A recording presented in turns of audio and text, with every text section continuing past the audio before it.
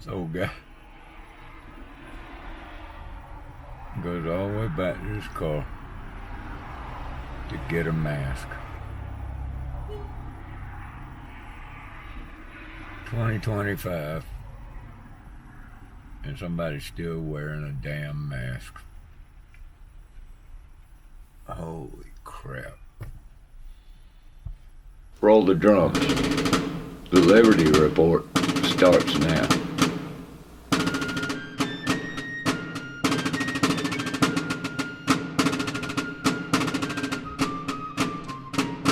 If a government claims a right, and then their claim is that they derive these rights from the people. Right. Well, how can people give a group rights that they don't themselves have? To steal from each other. Right, if we can't tax people, like I can't tax you, where exactly does government derive this right from? And once you come to, you realize that the goal ought to be as voluntary a society as possible. Now, how exactly you achieve that, how far you can push that is debatable, but certainly that should be the goal. That if government is providing a service for you, well then why does it need to be provided by force?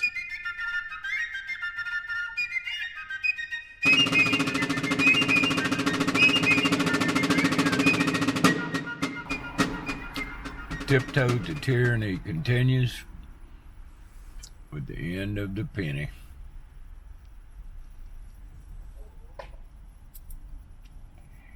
And it's going to end with your digital prison.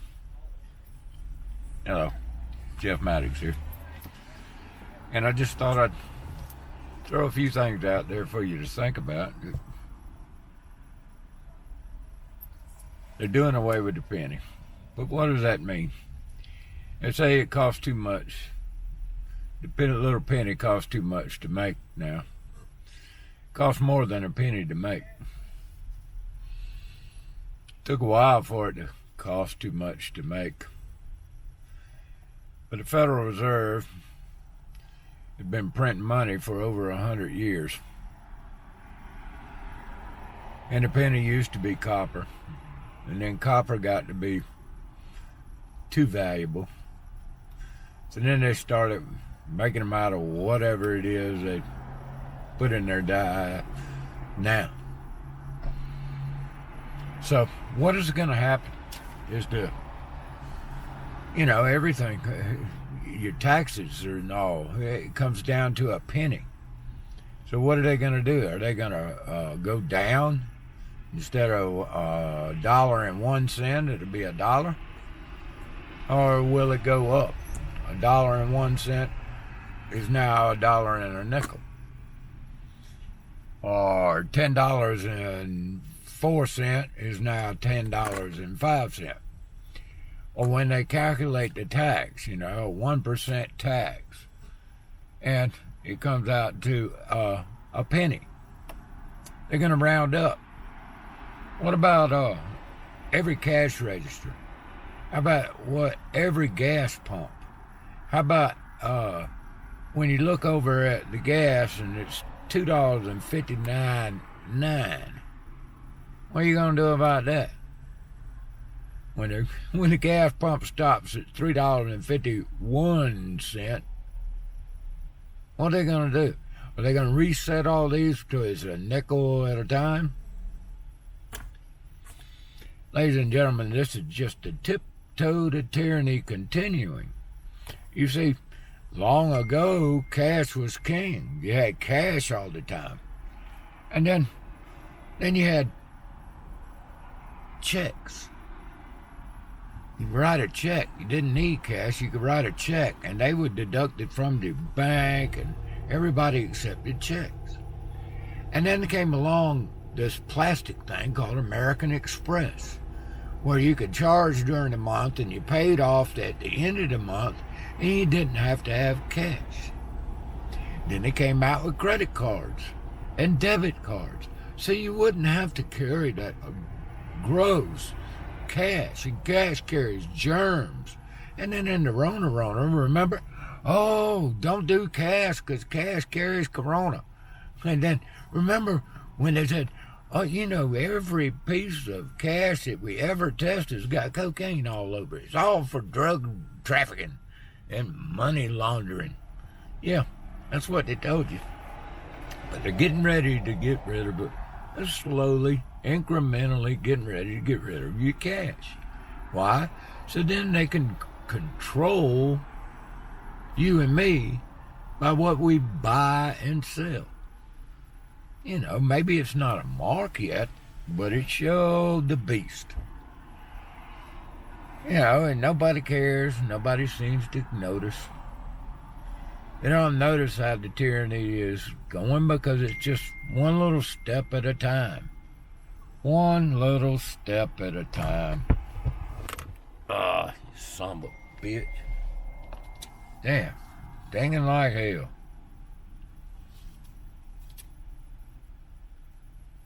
I don't know where I get out of here. That's it. I think he's in Camden. I'm going there. Josephine's trying to tell me that she's having rotator cuff surgery. And we're at the doctor's office, or the surgeon's office, trying to figure out what the hell's going on. Where was I?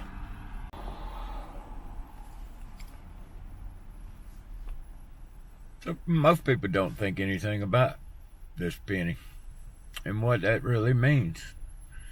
They don't understand that the tiptoe to tyranny is, and this penny just symbolizes our fall, our slow descent into feudalism, where the haves will have a lot, and the have-nots, you own nothing, and be happy. That's why they are coming out with the 50-year mortgage. You know, Donald Trump compared himself to Franklin Delano Roosevelt, who gave us the 30-year mortgage. Why? Because they had devalued the money so bad that a 20-year mortgage, housing was getting unaffordable again. So they came out with a 30-year mortgage, so that the little slaves of slave land here would have to pay more and more interest for a longer period of time. Now Donald Trump is working with the bankers for a 50-year mortgage that you'll never pay off. And even if you sell that house and go to another one, you'll get another 50-year mortgage and you'll never pay it off. And like the World Economic Forum and Klaus Schwab say, you own nothing and be happy. I don't know about the happy part, but you'll damn sure own nothing. But people can't see it. You know, I often say, what if they held an election and nobody showed up? What if instead of voting for the lesser of two evils, you didn't show up at all? Or what if everybody showed up and cast a spoiled ballot, like they did in Ireland? Listen to this little tidbit. For those of you who aren't following the twists and turns of Irish presidential politics, something just happened in Ireland just a few weeks ago that's probably worthy of our attention. So we're here at Dublin Castle as the votes are coming in for the 2025 presidential election. Catherine Connolly is running away with it in pretty much all parts of the country and is in the clear lead. It seems unassailable now and that she will be the next president of Ireland. But one of the other aspects of this story which will get a lot of coverage is the sheer volume of spoiled ballots, which are overwhelming across the country.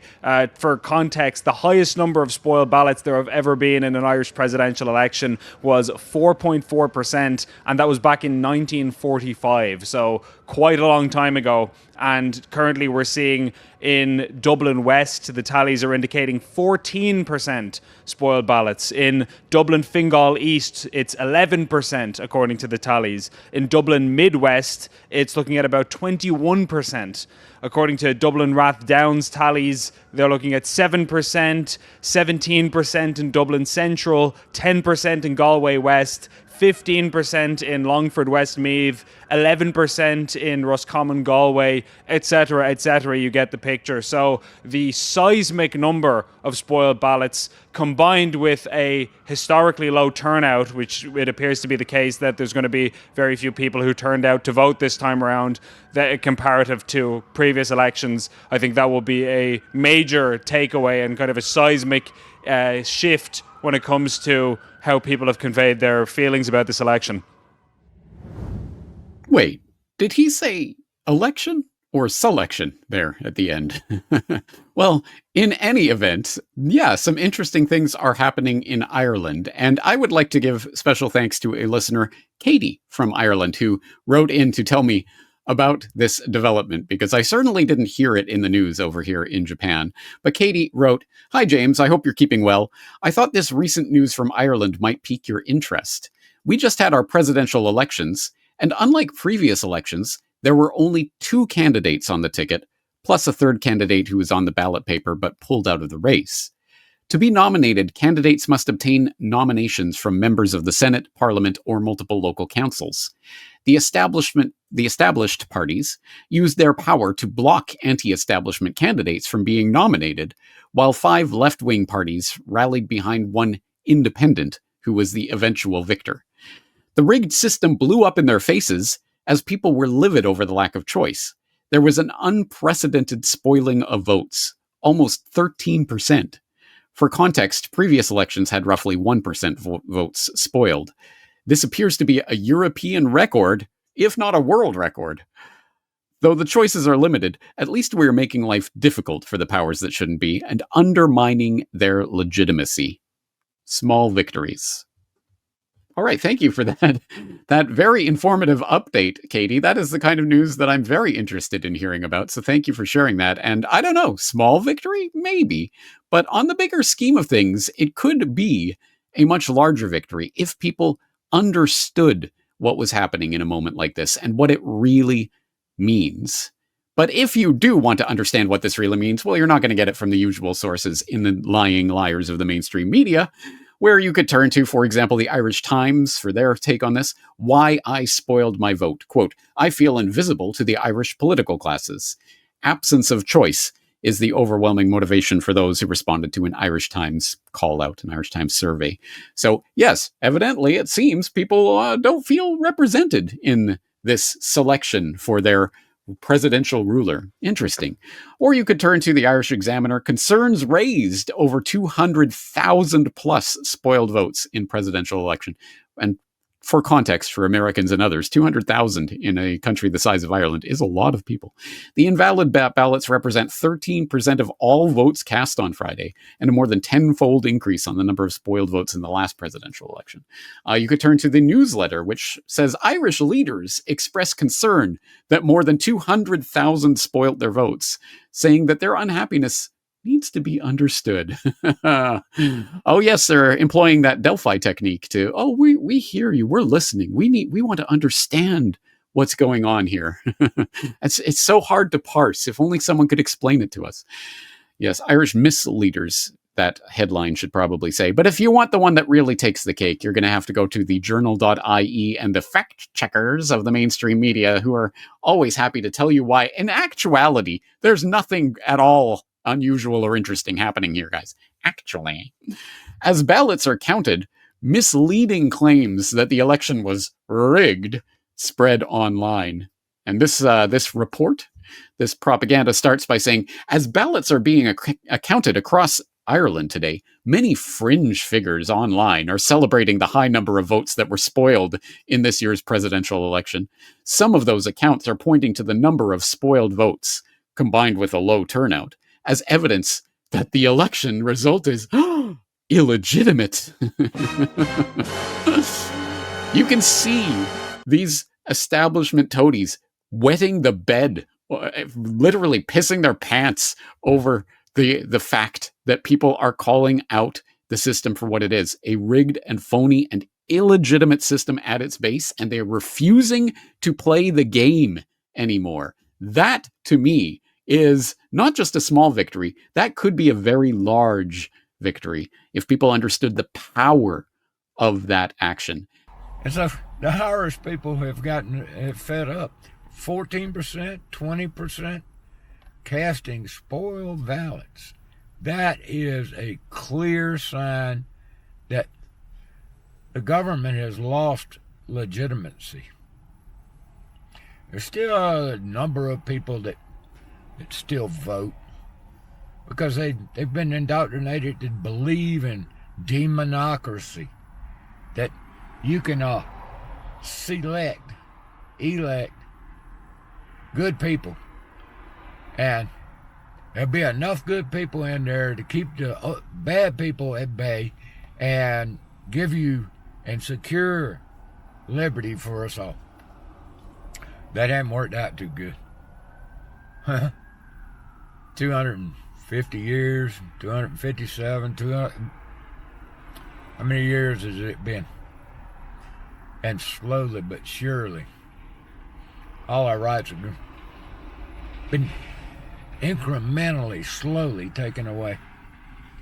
And the government has become bigger and bigger and bigger and uncontrollable.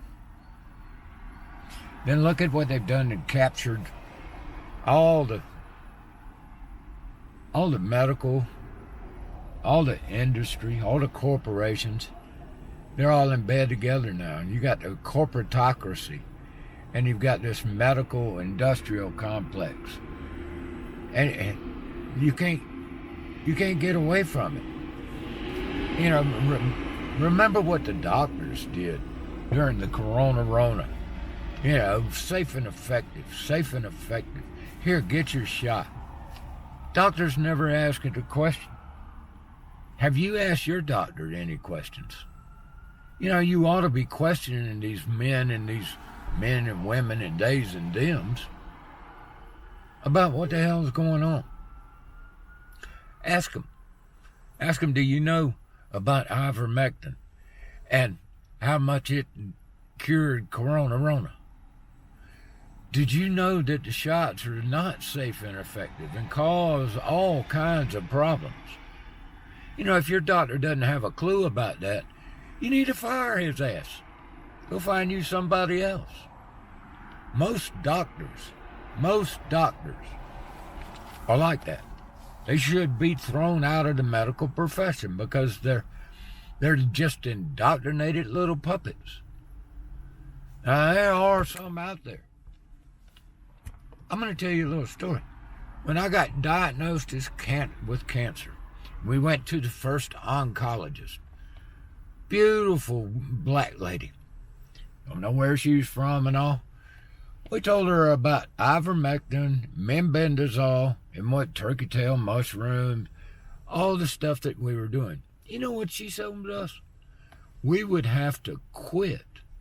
We would have to quit any of those protocols before she would let us be treated by her with our voodoo juice and all that. Well, needless to say, we fired her ass right quick. Went to another one.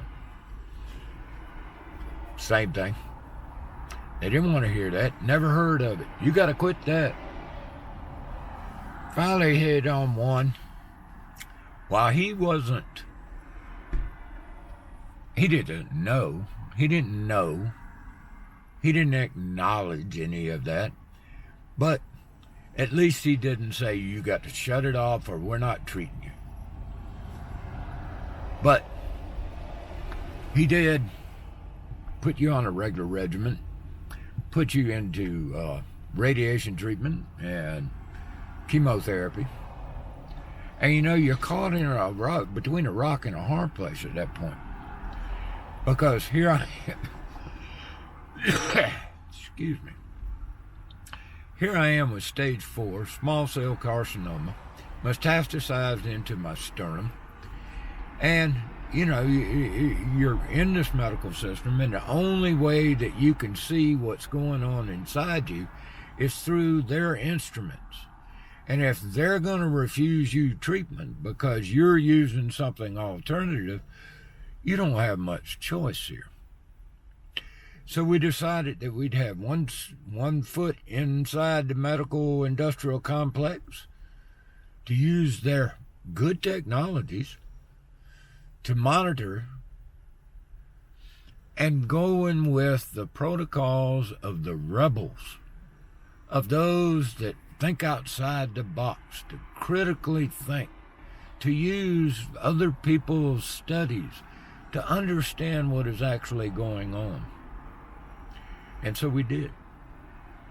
And so I went through radiation. We were already treating with ivermectin and mebendazole, turkey tail mushroom, and cocoonum.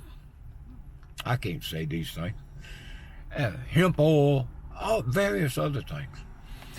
And I was supposed to have 30 radiation treatments. And they do a targeted, they use your PET scan so they can tell where the tumors are and all. And they focused in on the tumor that was next to my sternum, 4.3 centimeters, pretty good sized tumor. And that's where they were targeting the radiation. Ladies and gentlemen, after 15 treatments, they suddenly, right after that 15th treatment, they said, the doctor's ordered a CT scan. We're going to do a CT scan. And it turns out that CT scan showed that the tumor had shrunk massively, quickly. And they were surprised, and the doctor was surprised as she could be. And she had to redo the whole treatment schedule from halfway to through the rest of the 15 treatments left, because the tumor was shrinking so fast. Not because of the radiation, but because of the ivermectin and mebendazole. Now, looking back, we would have stopped right then. We should have stopped right then any of these other treatments. But not knowing what we didn't know, and not knowing what we know now, we went ahead with 15 more radiation treatments. Burnt up my throat. Couldn't hardly swallow, hurt to swallow. Nerve pains all around that chest area that still continue to today. Went through 2 rounds of chemo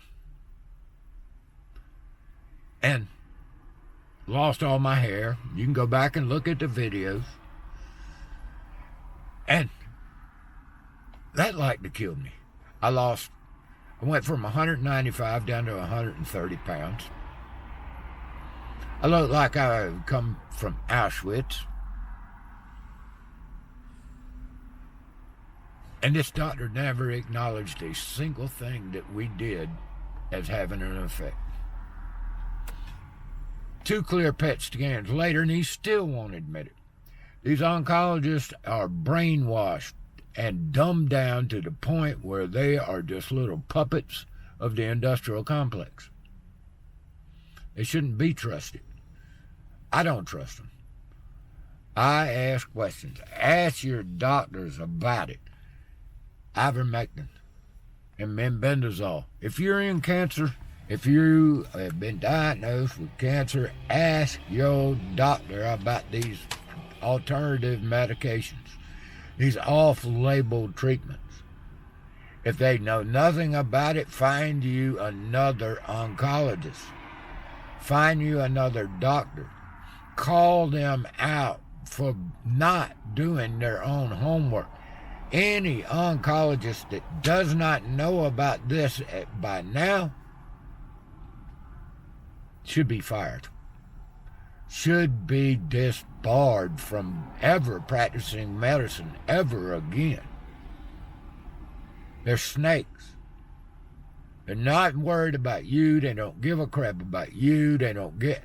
The more treatments they give you, the more BMW payments they can make. They don't care about you.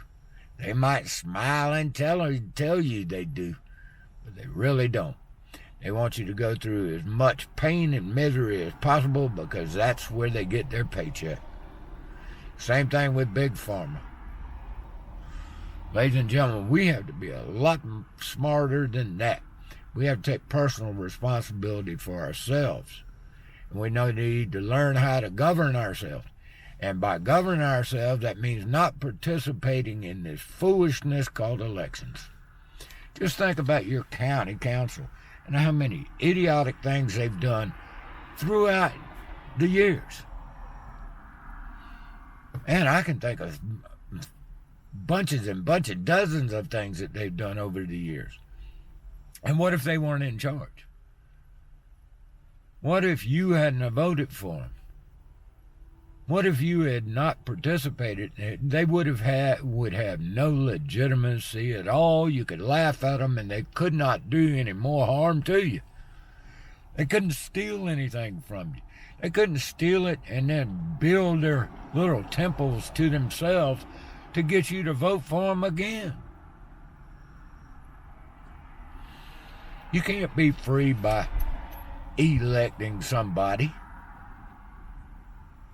You will never be free doing that. You will be less and less free with each passing selection. It's just that plain, just that simple.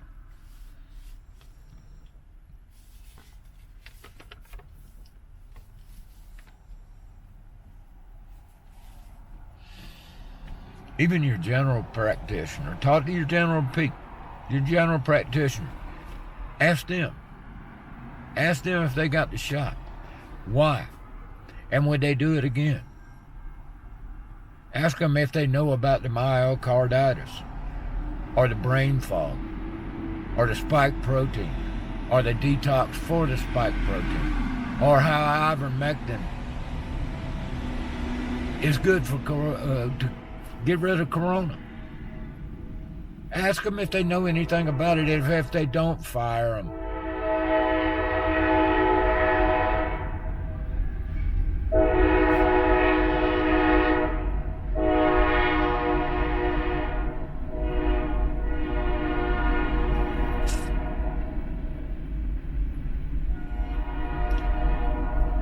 That's the call of the boxcars. It's coming. Yeah. We keep going down this road, the tiptoe to tyranny. And one day,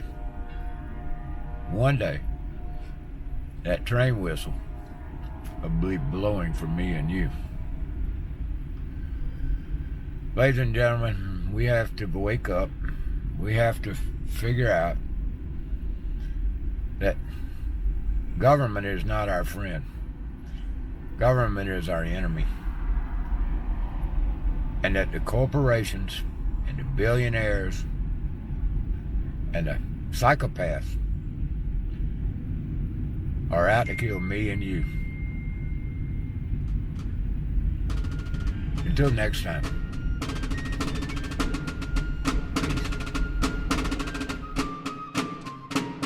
If a government claims a right, and then their claim is that they derive these rights from the people. Right. Well, how can people give a group rights that they don't themselves have? To steal from each other. Right, if we can't tax people, like I can't tax you, where exactly does government derive this right from? And once you come to, you realize that the goal ought to be as voluntary a society as possible. Now, how exactly you achieve that, how far you can push that is debatable, but certainly that should be the goal. That if government is providing a service for you, well then why does it need to be provided by force?